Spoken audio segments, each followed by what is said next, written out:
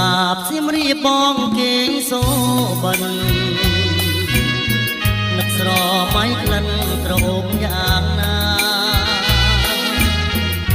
ថ្ងៃនេះបានយល់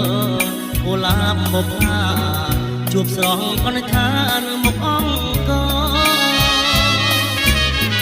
កុលាបអូនល្អជានារី